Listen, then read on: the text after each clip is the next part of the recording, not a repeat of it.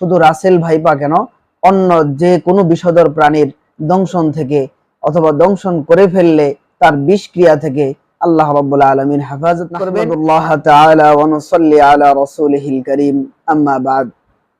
প্রিয় নবী মুহাম্মদুর রাসূলুল্লাহ সাল্লাল্লাহু আলাইহি ওয়াসাল্লাম আমাদেরকে এমন একটি দোয়া শিখিয়েছেন, যেটি আমরা যদি আমল করি নিয়মিত, তাহলে এর বদৌলতে, এর বরকতে আল্লাহ তাআলা শুধু রাসেল ভাইপা কেন, অন্য যে কোনো বিষধর প্রাণীর দংশন থেকে অথবা দংশন করে ফেললে তার বিষক্রিয়া থেকে আল্লাহ রাব্বুল আলামিন হেফাজত করবেন। 100% ইয়াকিন এবং দৃঢ়তা বিশ্বাসের সাথে যদি আমরা এই আমল করতে পারি, আল্লাহ তাআলা অবশ্যই আমাদেরকে হেফাজত করবেন।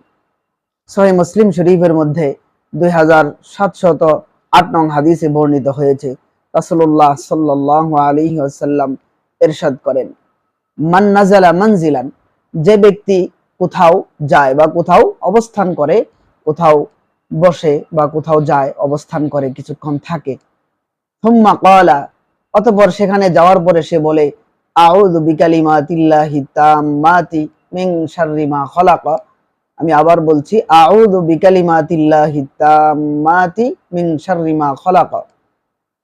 এই দোয়াটা সে পড়ে, লাম ইয়াদুররাহু শাইউন, তাকে কোনো কিছুই ক্ষতি করতে পারবে না, হাত্তা ইয়ারতাহিলা মিন মানজিলিহি যালিকা, যতক্ষণ না সে ওই স্থান ত্যাগ করে। অর্থাৎ যেই স্থানে সে এই দোয়াটা পড়েছে, ওই স্থানে যতক্ষণ আছে ততক্ষণ পর্যন্ত কোনো কিছু তার কোনো ক্ষতি করবে না ইনশাআল্লাহ।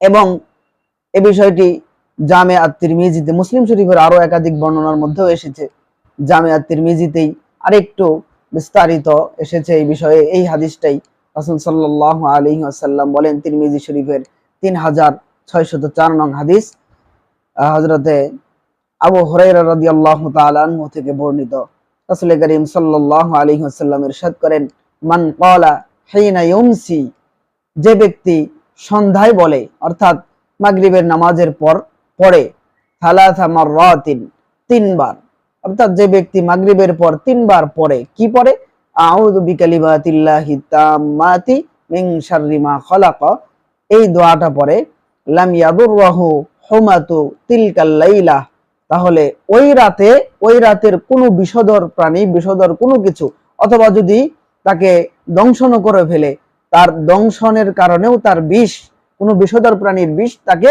ওই রাতে কোনো ক্ষতি করতে পারবে না, যদি 3 বার এই দোয়া পড়ে সে সন্ধ্যার সময় এই দোয়া যদি 3 বার পড়ে।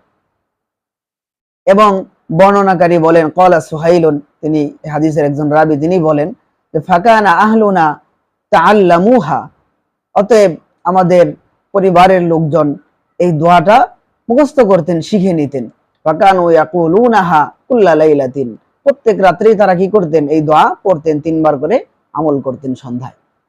ফালুদিগাত জারিয়াতুম মিনহুম, অতঃপর দোয়া পড়েছে এমন এক মেয়েকে বিষাক্ত কোনো কিছুতে দংশন করলো, ফালাম তাজিদ লাহা ওয়াজান, দংশন করার পরেও সেই বিষাক্ত প্রাণীর বিষক্রিয়া তার কোনো ক্ষতি করে নাই, তার বিষক্রিয়ার কোনো প্রভাব তার মধ্যে পাওয়া যায় নাই।